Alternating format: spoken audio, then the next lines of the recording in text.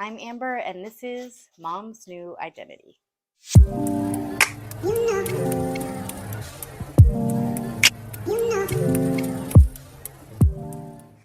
If you're here, thank you so much for tuning in. On my channel, I really am just trying to share my journey, thoughts, experiences, and tips, resources, even of things that I've learned along the way of my journey of healing and reprioritizing my mental health, and really just discovering who I am outside of all of the labels that I've been given, whether it be through my childhood trauma or just what society has told me I'm supposed to be as a mother, as a woman, as a wife, and just all of those things. So if that's you, go ahead and click that subscribe button. Be sure to click that bell for notifications whenever I post. I post every single Saturday. You can also follow me on socials. They're linked in the description below. But if you want to know more about this, really my journey and why I started this channel, you can certainly check that video out. I've also linked that in the description for you. At the start of every video, I always want to put this disclaimer out that I'm not a professional. I'm not a therapist, okay, obviously. And so everything that I share in this video, while it may have worked for me, it may not work for you, right? We're all different. We come from different places. We have different backgrounds, different experiences. So maybe some things that I say resonate with you, but really the best thing that you can do in your situation is seek out therapy. If you feel like you're struggling with your mental health, seek out professional help. There's absolutely nothing wrong with that, okay? So let's get into today's video. Before I jump into that, I do want to ask you guys to let me know in the comments, what do you want to learn more about? What do you want to hear more about? Do you prefer to learn more about these like tips and resources that I share on here? Or do you want to hear more about just my experiences and when I share my thoughts? And I will probably continue to do a combination of those things, but I want to know from you guys, what do you want to learn about next? What do you want to hear about next? What are you curious about when it comes to healing or mental health or rediscovering yourself? And be sure to stay tuned at the end of this video. I'll usually let you guys know what I plan on discussing next week.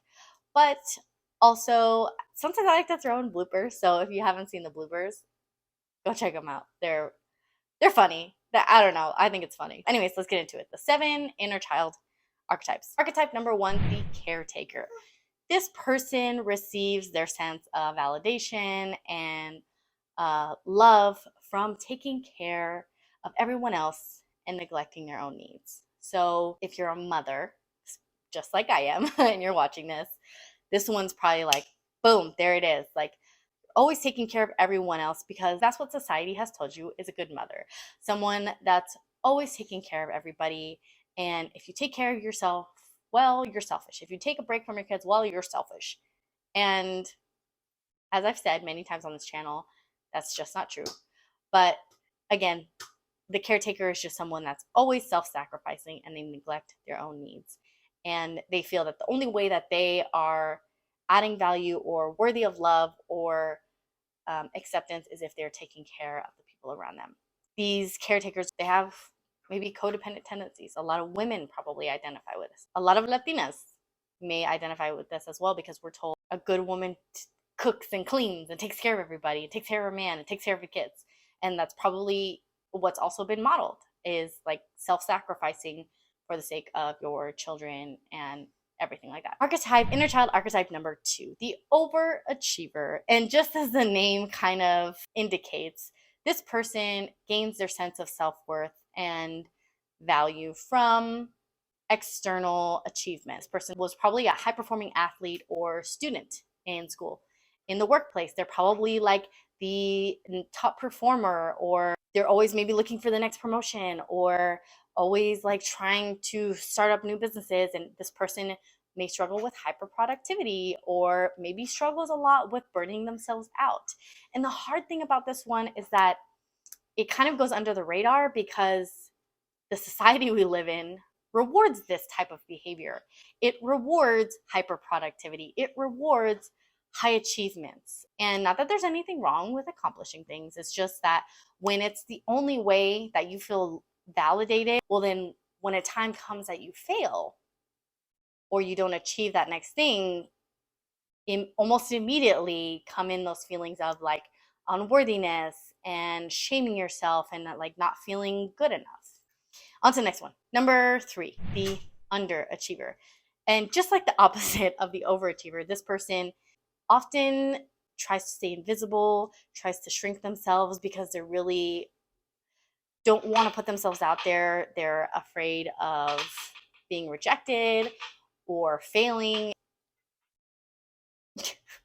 This person may have been perceived as the quote unquote lazy student in school or maybe the lazy employee, but I think really maybe this person is just kind of like, why even try if I'm just going to fail? Okay, inner child archetype number 4, the rescuer or protector. Now, this person often takes rescuing or helping others to like an extreme, right? Like they like being the bigger person or the person that's fixing everybody around them.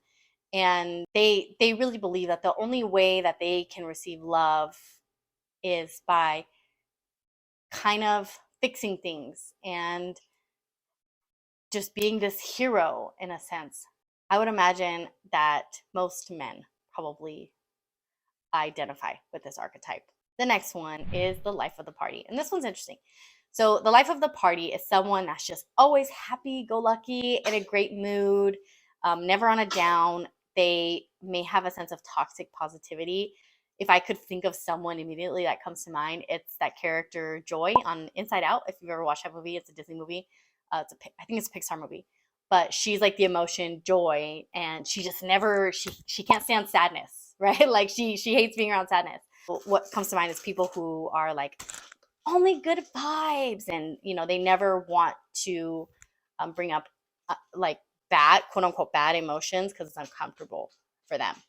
And these people may have a tendency to mask things with humor. When difficult topics come up, they may make jokes to deal with their discomfort in those emotions. Some of these people may even be very good at masking their sadness or depression with joy.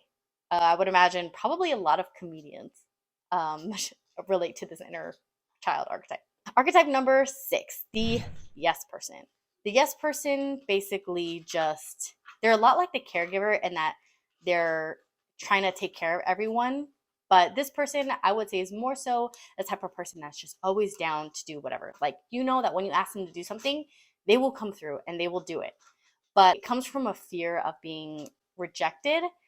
And this person may have people-pleasing tendencies, may be the type of person that's just always volunteering or always like thinking that like their job is to be in the service of others. And not that that's a bad thing, right? They'll say yes when really they want to say no, but they're too scared to say no. Let's just put it that way. The last one, archetype number 7, is the hero worshiper.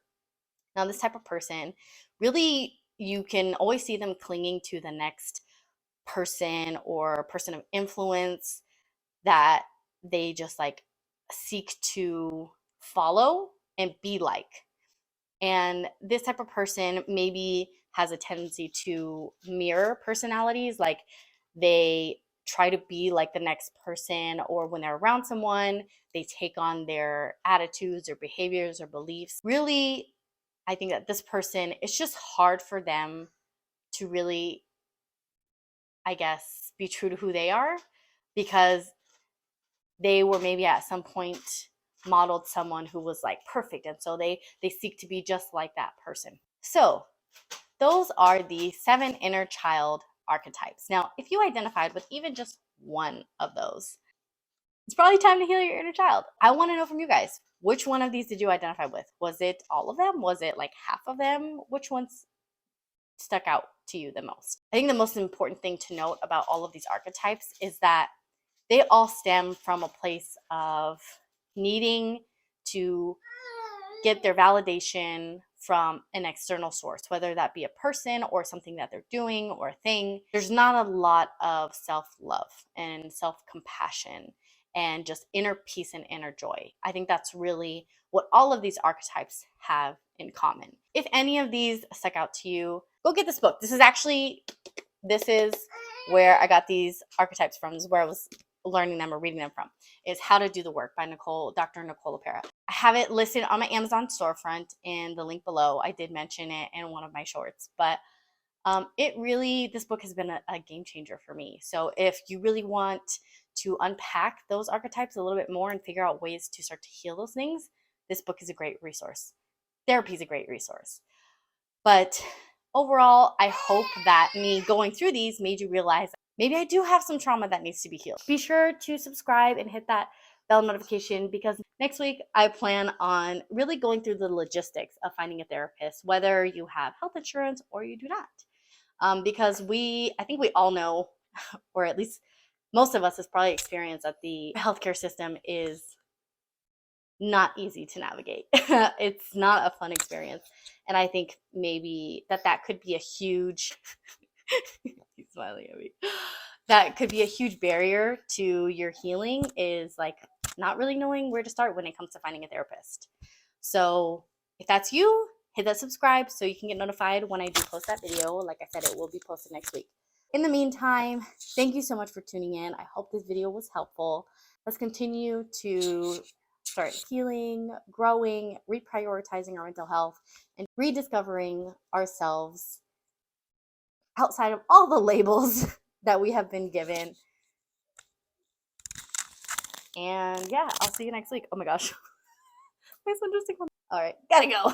Bye.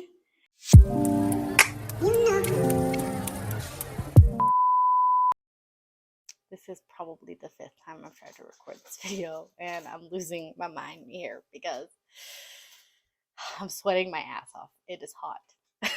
So, okay. Here we go. Long, drawn out talk. I don't want to say it like that.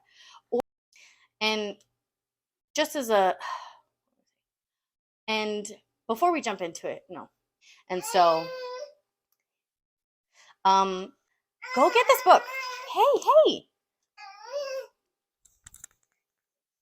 What's the matter? What?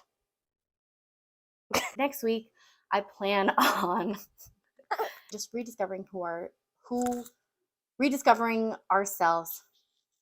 Stop. Oh, crap.